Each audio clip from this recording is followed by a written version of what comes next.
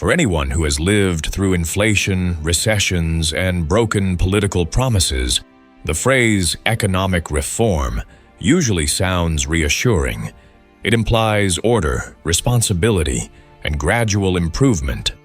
But history shows a harsher truth.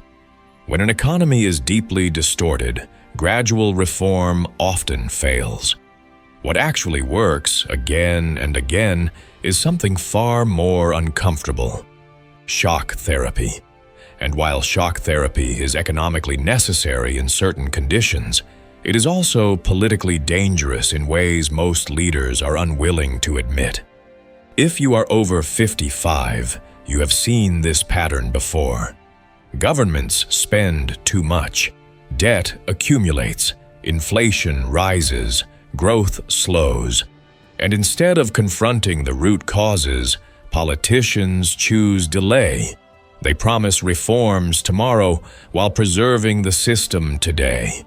That delay is what makes shock therapy inevitable. Shock therapy is not an ideology. It is a response to accumulated distortion. It is what happens when an economy can no longer function under existing rules. Prices no longer reflect reality. Incentives are broken. The state consumes more than it produces. At that point, slow adjustments only prolong decline. The economic logic behind shock therapy is simple.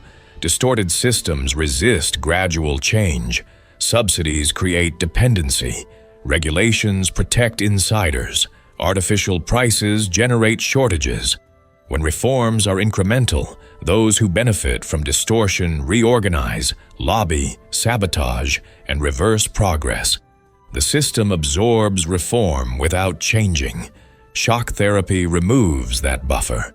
By acting quickly and decisively, cutting subsidies, liberalizing prices, restoring fiscal discipline, restructuring institutions, shock therapy forces reality back into the system all at once.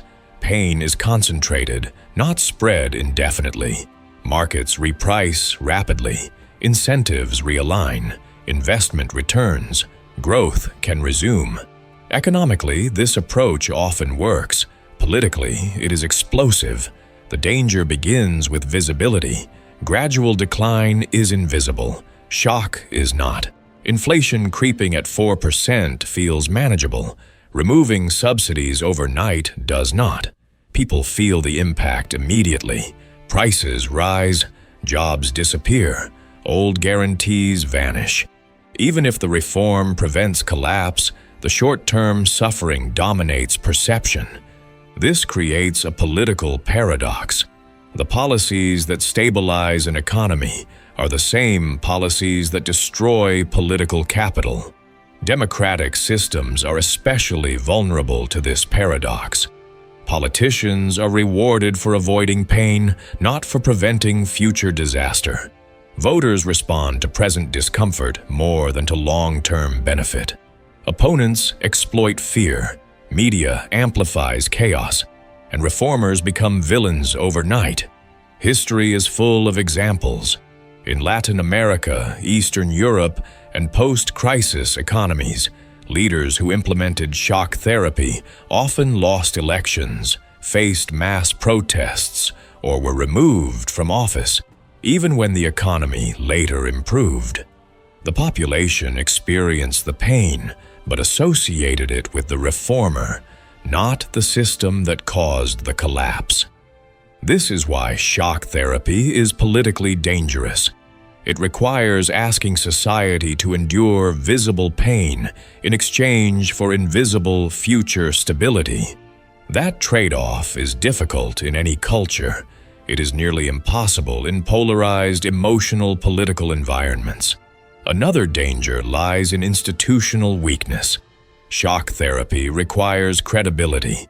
If people do not believe reforms will last, they panic. Capital flees. Consumption collapses, trust evaporates. Without strong institutions, rapid reform can create chaos instead of recovery. This is why shock therapy fails when applied halfway.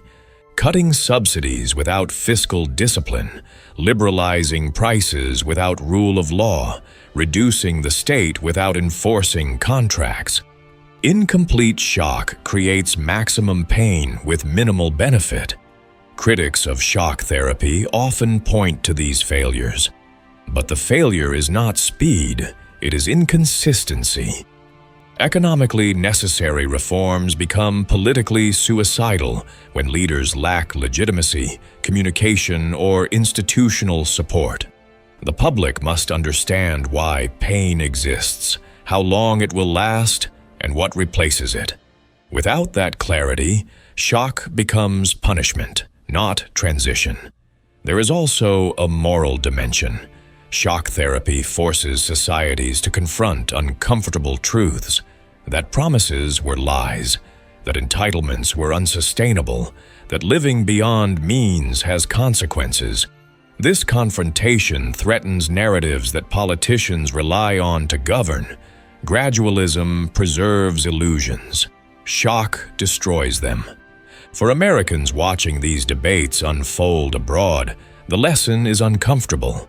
The longer distortions persist, the more painful correction becomes. Avoiding reform does not prevent shock. It guarantees it later, under worse conditions. The United States has not reached the point of economic shock therapy, but the warning signs are familiar. Rising debt, persistent deficits, asset inflation, shrinking purchasing power, and political paralysis. Every year of delay increases the cost of adjustment. Shock therapy is dangerous because it exposes truth faster than politics can absorb. But it is necessary when systems become incompatible with reality. The alternative is slow decay, disguised as stability. This is why serious economists fear delay more than disruption. They understand that collapse is simply shock without preparation. Reform is shock with intention. The question is never whether pain will come. It is whether it will come by design or by disaster. Shock therapy, when done correctly, compresses suffering to restore function. When avoided, suffering spreads indefinitely and destroys trust in institutions altogether. That is the paradox. What saves the economy often endangers the politician. What preserves the future destabilizes the present. And history shows that societies pay a far higher price for choosing comfort over correction.